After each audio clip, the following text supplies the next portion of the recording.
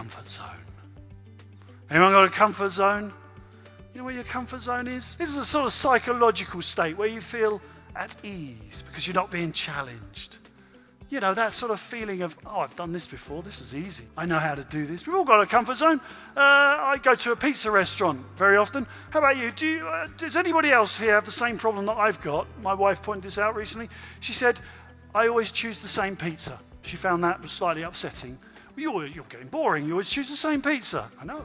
I like that pizza. That's my pizza. Does anyone else do that? Always order the same thing from the takeaway. Always have the same thing. You know what you like.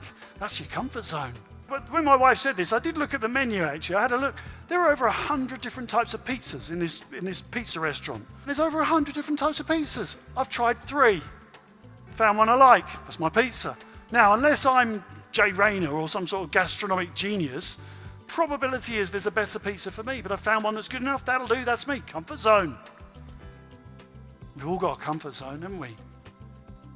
When you leave home to go to the office, to go to work, comfort zone. Leave at the same time, same mode of transport, listen to the same radio in the car, perhaps read the same paper on the train. Get the same coffee when you arrive at the office, talk to the same people, moan about the same. Yeah, you know. The problem with comfort zones is it is a creativity dead zone. It puts you in autopilot. You're not thinking, you're just doing it again and again because you know it works for you, which is a lovely feeling. But outside of your comfort zone, everything is changing. It's my contention that actually it's your relationship with your comfort zone that will determine your success in the future. How determined are you to keep things the way they are versus something else? That is the challenge for all of us. But I have good news. You are ready already for whatever change comes your way.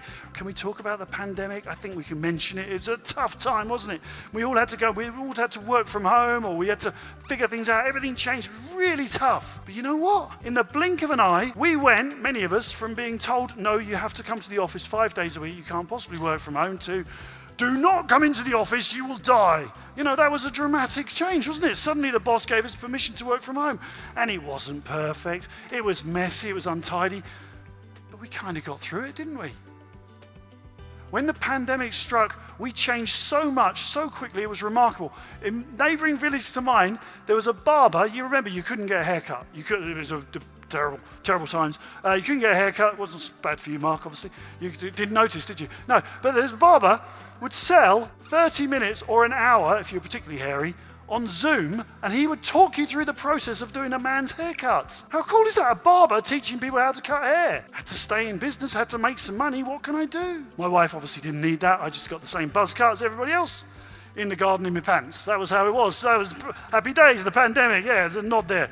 Yeah, you too. Pants, haircut. That was weird. The point is this. The global pandemic led us to incredible change. I was working with the clients on Zoom and Teams all the time, and one of them said to me, oh, it's exhausting, Alistair.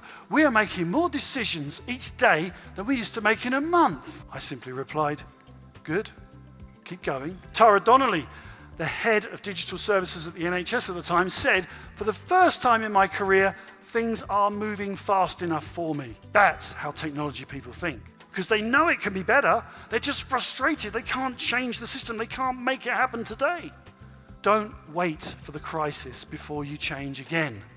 Be the damn crisis. Be the person who says, this can be better. I want to change this. Burn the platform. Stop allowing people to work in the old ways. Embrace the new.